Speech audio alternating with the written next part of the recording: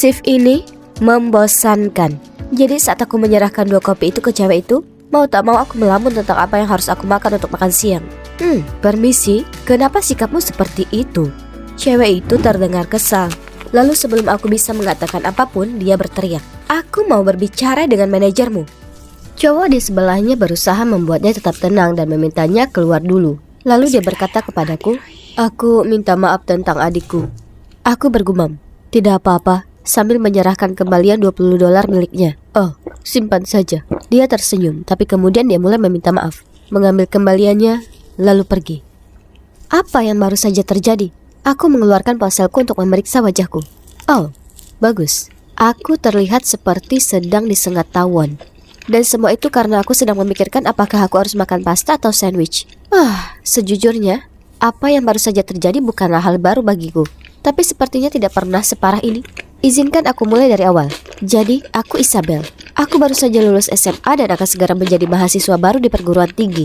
Seingatku, orang tua, teman, dan guruku selalu menanyakan pertanyaan yang sama. Seperti, ada apa? Dan kenapa mukanya panjang?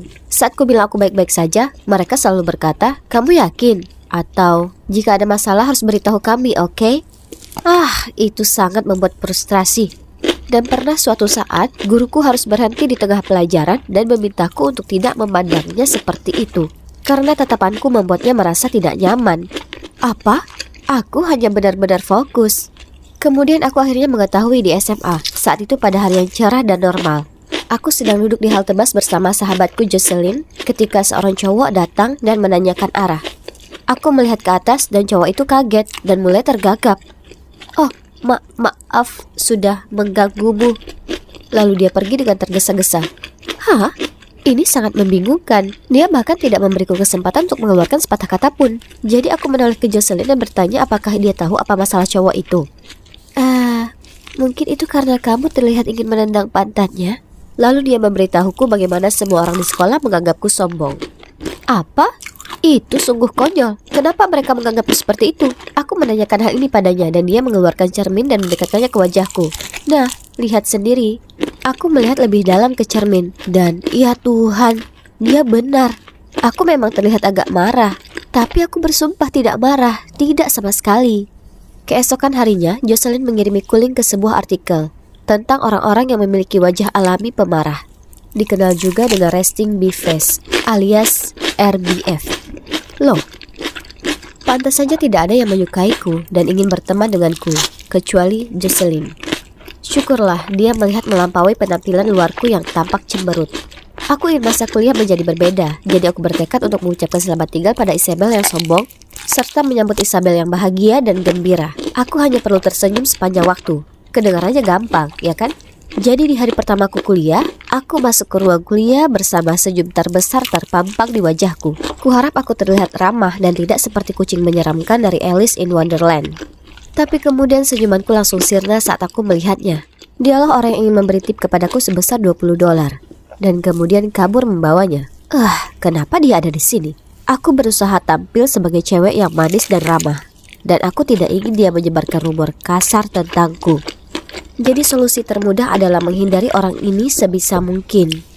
Hanya saja alam semesta yang punya ide lain, dan aku terjebak mengerjakan proyek kelompok bersamanya. Bagus. Kami semua duduk melingkar, dan aku tahu dia dipanggil Carter. Ketua kelompok kami Carla menugaskan kami masing-masing sebuah tugas. Sambil mendengarkannya, aku berusaha menahan senyumku seterang mungkin. Tetap stabil. Stabil. Aku berpikir sendiri berulang kali. Tapi tahukah kalian, senyum palsu sangat melelahkan dan menyebabkan sakit wajah yang parah. Lalu pipiku mulai berkedut. Jadi agar tidak terlihat seperti orang aneh, aku memutuskan untuk berhenti tersenyum. Dan saat itulah Carla memperhatikanku dan bertanya, apakah aku mengatakan sesuatu yang salah? Semua orang ternganga ke arahku, dan aku bisa merasakan diriku tersipu. Bagus, sekarang aku mungkin mirip tomat yang pemarah. Saat itulah Carter angkat bicara. Lanjutkan saja, kami akan mengatakannya jika ada yang tidak jelas. Terima kasih Carter. Sekarang aku tahu bagaimana perasaan Wasteland setelah diselamatkan oleh Superman. Ini terasa lebih intens daripada di film. Dan dia sebenarnya juga lucu. Aku merasa sedikit kecewa setelah pertemuan kelompok. Yang ingin aku lakukan hanyalah mendapatkan beberapa teman. Tapi aku sudah memberikan kesan yang salah pada Carla tentang diriku. Aku bukan orang yang suka pesta besar. Tapi mungkin pesta besar mahasiswa baru yang diadakan pada hari Jumat akan menjadi tempat yang baik untuk berteman, bukan? Merasa sedih, aku duduk di bangku samping dekat lapangan olahraga kampus dan hanya melihat ke atas ke langit. Lalu aku melihat Carter bermain sepak bola dengan beberapa cowok. Jadi aku melihatnya bermain sebentar. Mungkin karena pencahayaannya atau fakta bahwa dia terlihat sangat seksi saat berkeringat. Aku tidak bisa mengalihkan pandangan darinya. Mungkin aku harus mencoba berbicara dengannya. Keesokan harinya aku masuk ke ruang kuliah dan melihat Carter duduk sendirian membaca buku. Itu adalah kesempatanku. Aku bisa duduk di sebelahnya dan memulai obrolan. Oke, Isabel, tetap tenang. Oh tidak keren. Keren artinya sombong. Tetap bahagia, Anda mengerti? Tersenyumlah, memeriksa. Hai, apakah kursi ini?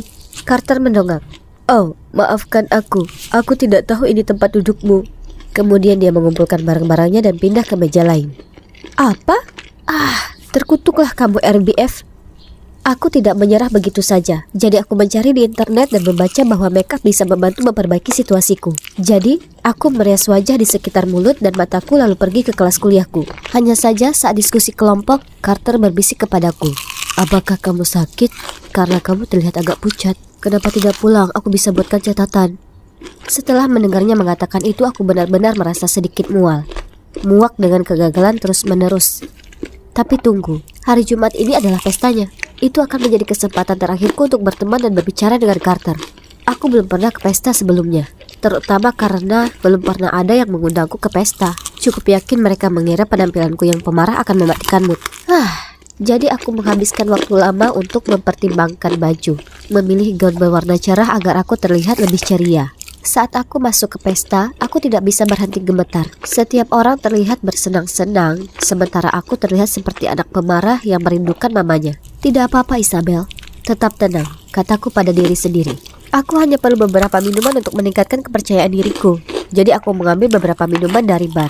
Dan wow, aku langsung merasa seperti orang yang benar-benar baru. Aku hendak mengajak ngobrol beberapa cewek ketika tiba-tiba seorang cowok mendatangiku dan berkata, Hei, sepertinya kamu sedang mengalami saat yang buruk. Jika kamu tidak menyukai hal-hal ini, menurutku kamu sebaiknya pulang saja, tidak apa-apa. Hebat, jika minuman pun tidak bisa membantuku, lalu apa lagi yang bisa? Aku kehilangan minat untuk berteman. Jadi aku memutuskan untuk mengikuti saran orang tersebut dan pergi. Semua orang akan lebih bersenang-senang tanpa harus melihat wajah murungku. Saat aku keluar dari sana, aku mendengar seseorang berteriak, Isabel, tunggu.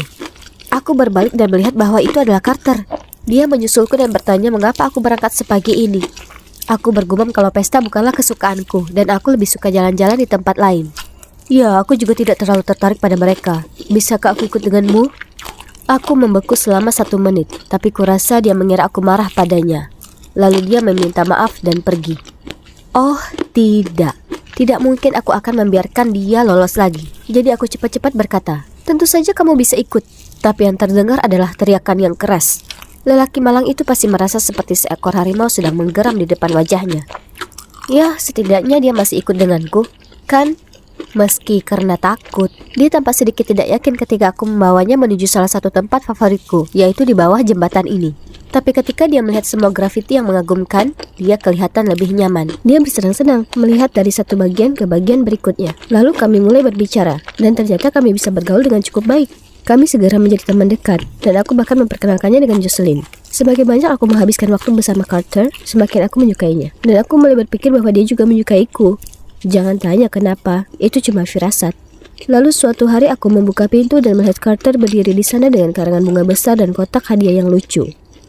Ya Tuhan, apakah itu untukku?